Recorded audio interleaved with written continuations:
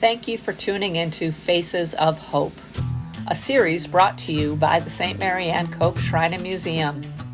Kate Mahoney leads us in candid conversations of hope and healing and inspiration from people who share the values of Marianne in their day-to-day lives and work. Today's episode, the Heart-to-Heart Connection. Rachelle Lando promotes and studies healing arts and therapies in order to support staff and patients in her position at St. Joseph's Health. Just as Marianne and the sisters provided whole being, mind, body, and spirit healing to their patients, Rachelle and St. Joseph's carry on the tradition today, providing individual care, dignity, and respect to every person. Hi, Rachelle. Hi, Kate.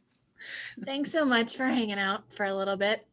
I'm really excited that you wanted to take your time to talk about this. And I just would like to pick your brain about like tips and tricks for healing and cleansing and restoration of self, maybe, which I think the ripple effect then goes into community to a certain extent.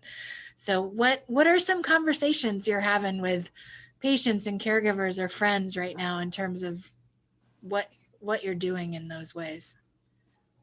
Trying to keep it sort of back to the basics, really, because people are so overwhelmed. Really the breath, sort of going back to the breath and noticing it. Mm-hmm. That would be a good start. And then slowing it down, because I sort of put the analogy to nursing about when patients are in pain, they, anyone in pain will stop their breath. So getting them to make that connection of noticing their breath, because when we're anxious and tired and all the stressors in life, we start breathing less and less. Mm-hmm. So that's like a really easy, quick indicator of really how we're doing and how we are. So the first is to notice it. And then the next would be to, breathe and try to really slow it down and try to get more, oxygen, more breath in there.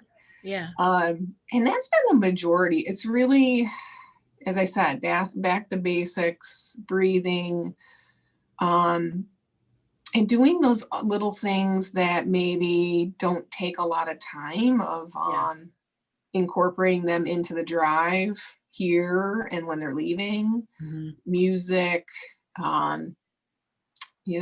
crying, screaming, yelling, whatever they need whatever to do. The release. Yeah. To just have that space, before they come in and when they leave. Mm-hmm. It's really some of those basic concepts, because I think we're so overwhelmed, right. Maybe having less noise, which can be challenging for people that are used to constant noise. So it's trying to get a little bit more of the calm back in. Yeah. I remember one chapter of my life when I trained as a home health aide, the one thing that sticks with me is that my teacher said, when you can't breathe, nothing else matters. And when I first learned that, I sort of framed it around only a patient in crisis with mechanical breathing issues.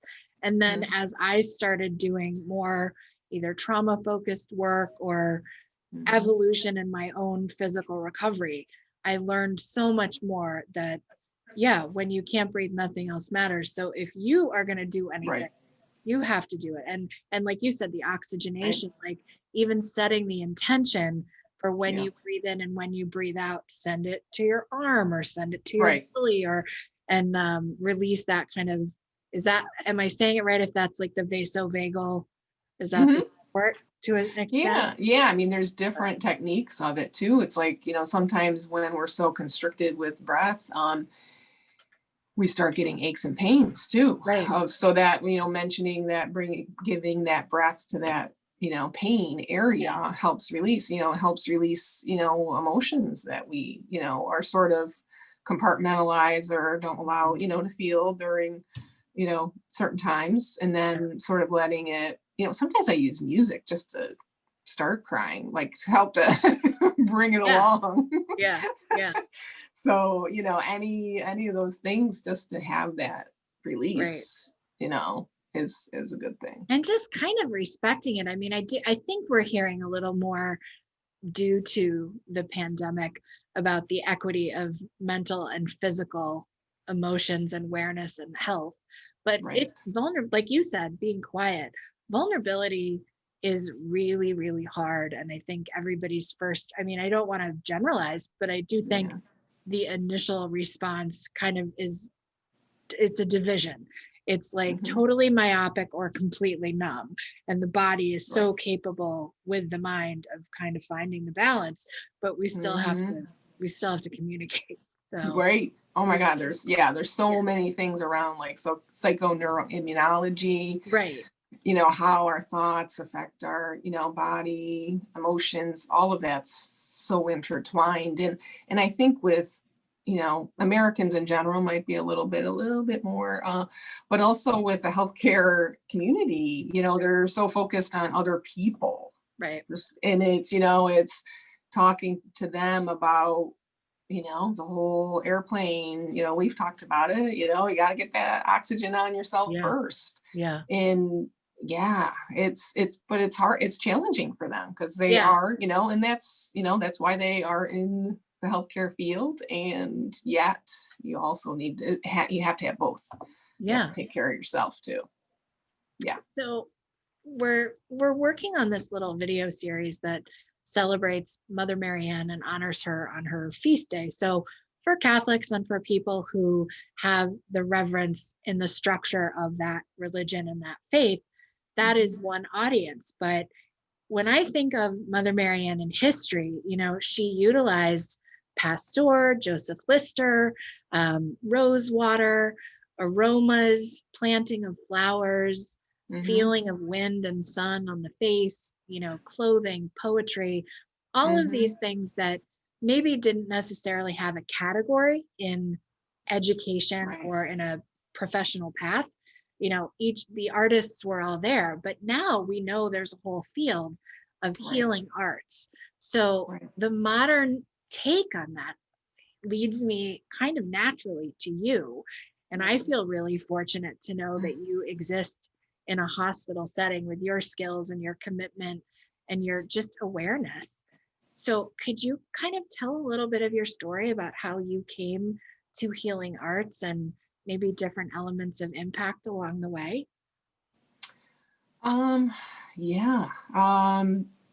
Healing, it's almost like healing arts is sort of who, probably all of who I am.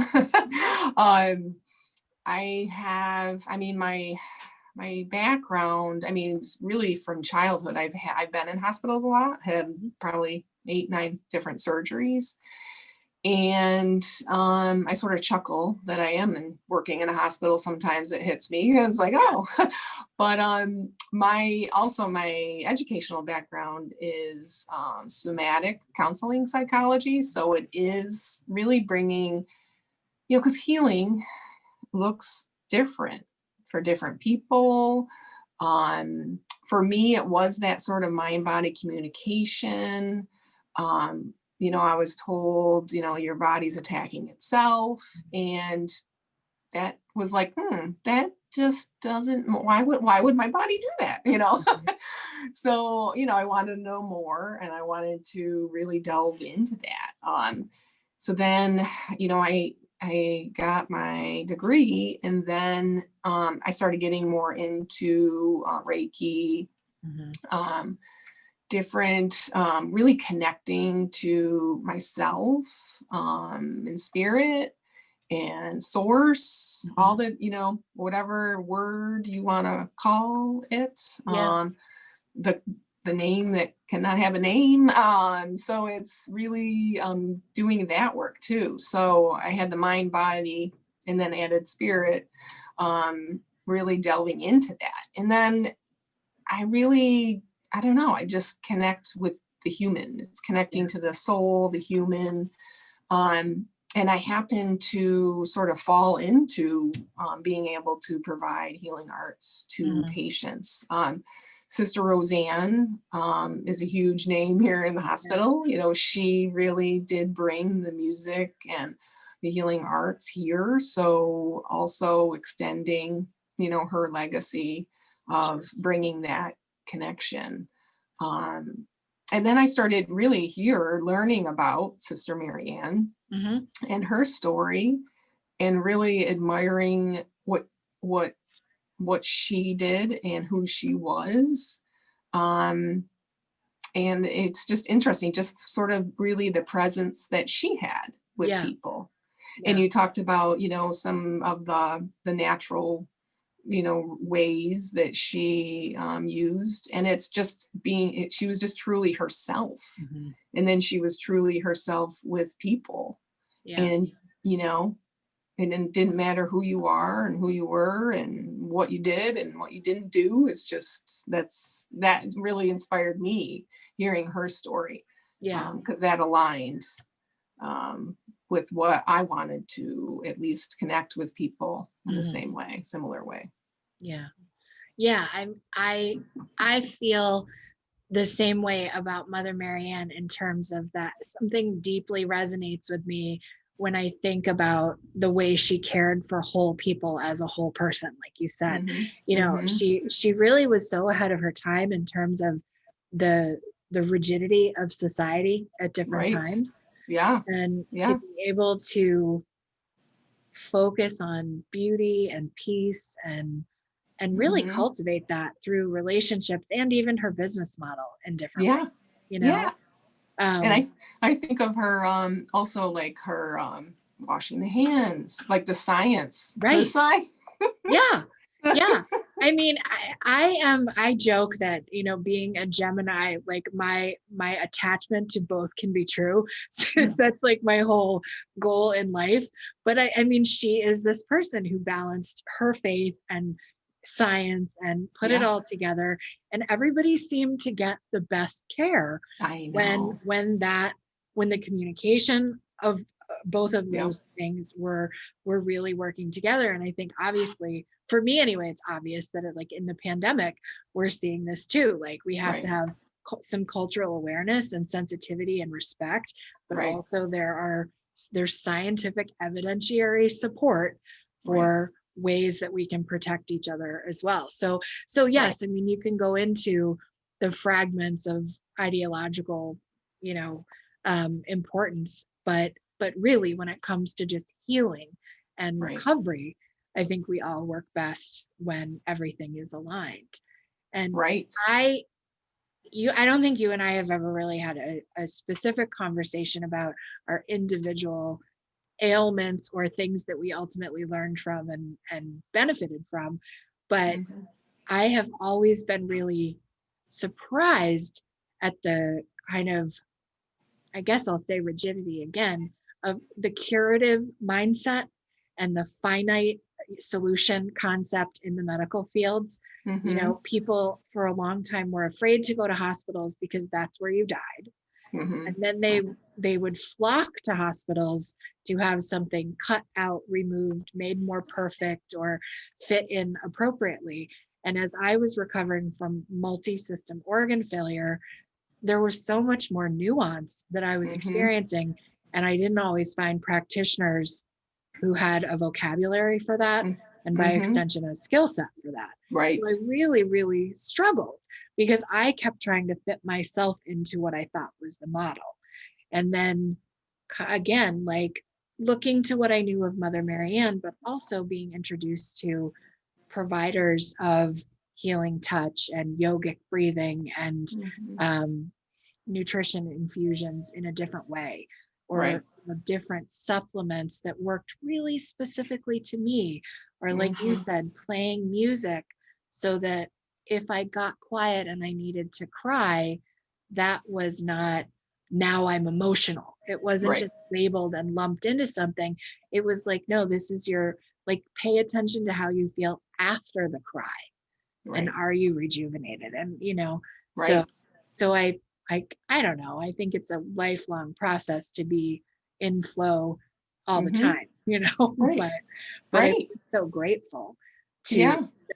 integrative medicine and healing arts are becoming a little more part of the package. Right. And not everybody's comfortable with it. Not everybody's familiar with it, but I can speak to its benefits, as can you. Right.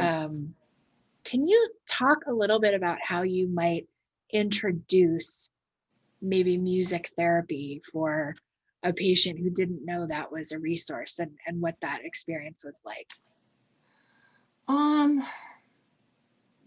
Well, I probably would have the music therapist introduce it, but sometimes I go in there and sort of talk about what, we can offer.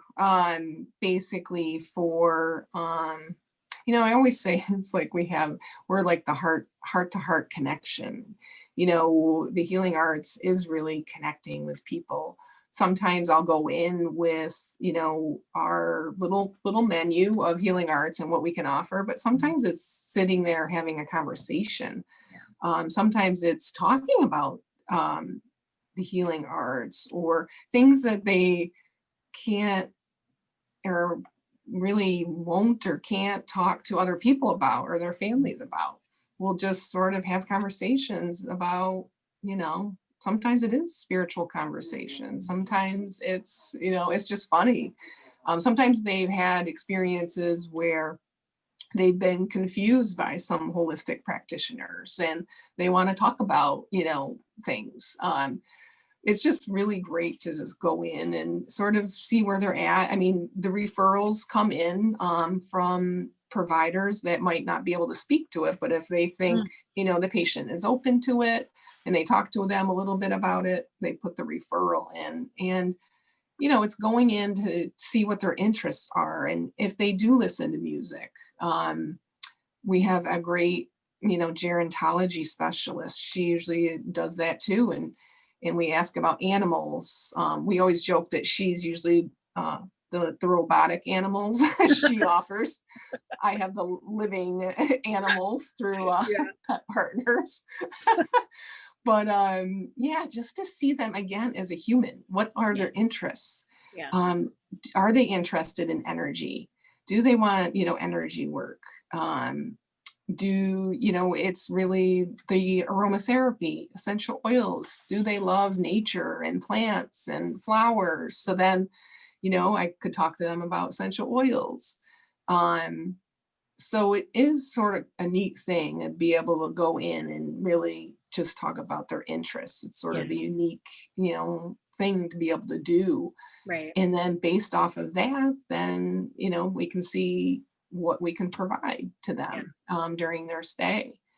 We have, our music and memory iPods that will load for dementia Alzheimer's patients or pretty much anybody, and basically putting on their preferred music.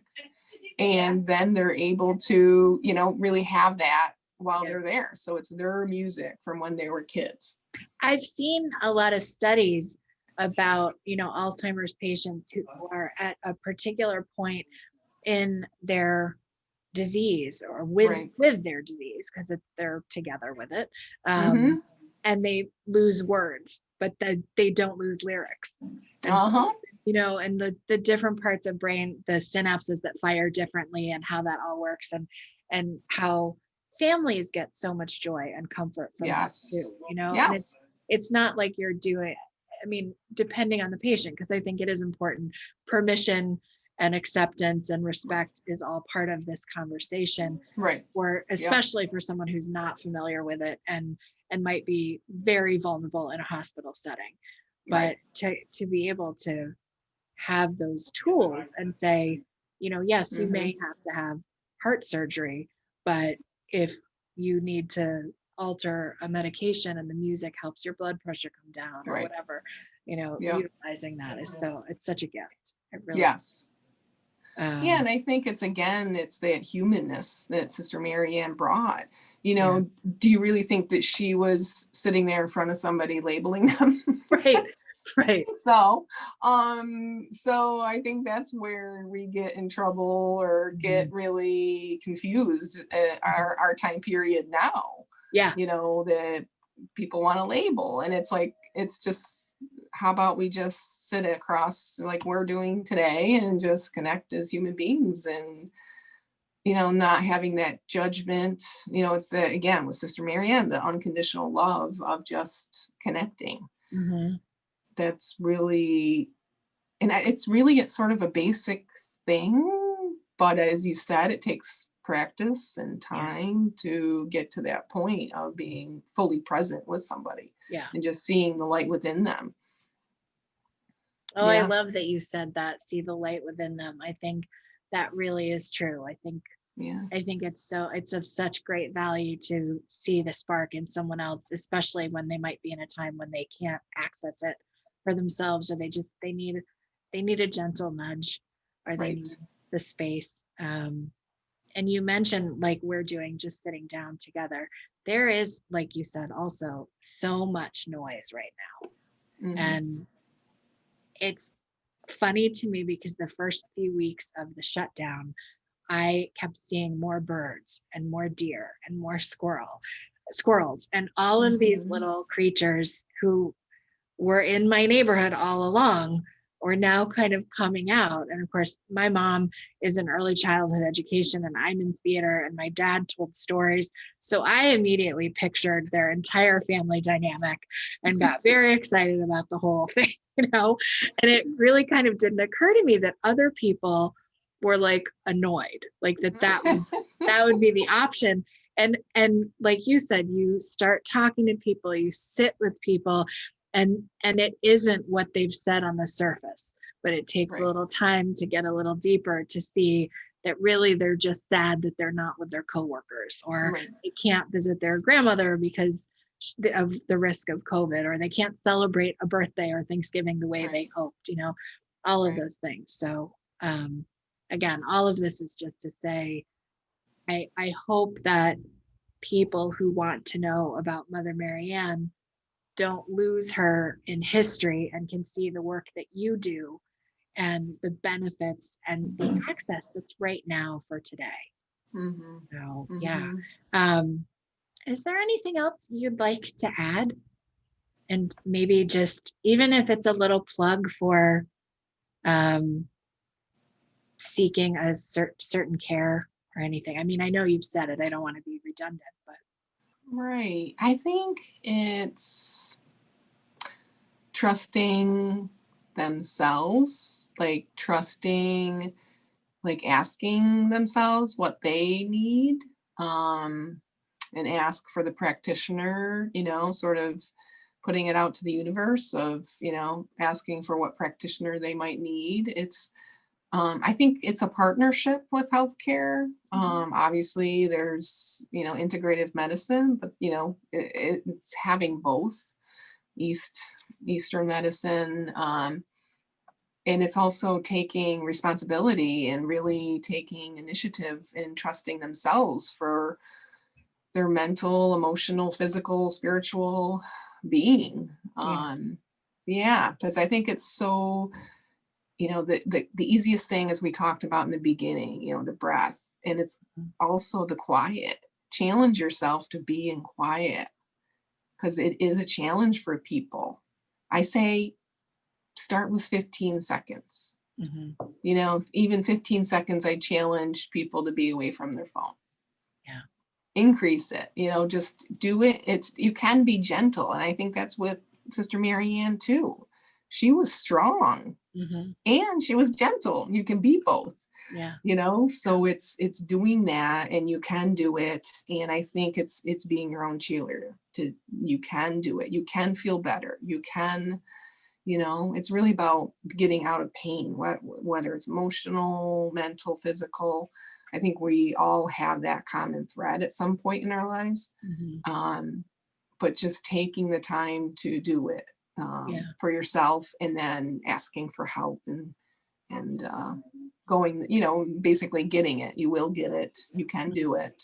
Because there's so much out there, so many things, so many modalities, so many practitioners. It's sort of an exciting thing. It is. Yeah, no, it absolutely is. Yeah, Yeah. and just recognizing, like you said, that you have the tools within your disposal, but it Mhm. is, identifying what is self and what is other and how you can partner that together for the Right. best healing. Right. Yeah. Yeah. Exactly. Um, Exactly. could we round out this little chat? Maybe would you mind doing just a guided, maybe like a 4 or 6 count breath work? Sure. Okay. And then we can just send anybody watching who might be Great. you or Mother Marianne will have Yeah. something to refer to. Okay. Sure. Okay. So find a comfortable spot, whether you're sitting or laying down. Just sort of feel your body, get in your body. Feel your feet on the ground and connect to the earth. And just take a normal breath and just sort of get in the body. Sometimes it takes us a little bit to get back into our body here.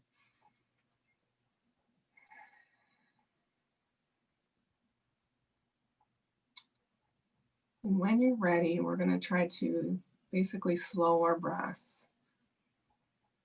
And so take a deep breath in and hold it and release. Take another deep breath in, hold, and release. Breathe in love, hold, and release love. Breathe in peace, hold, and breathe out peace.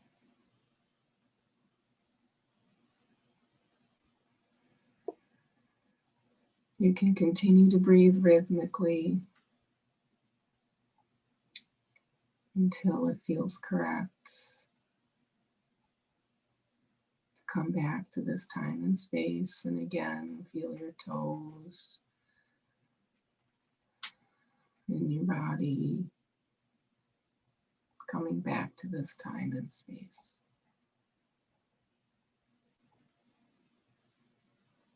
Thank you. Namaste.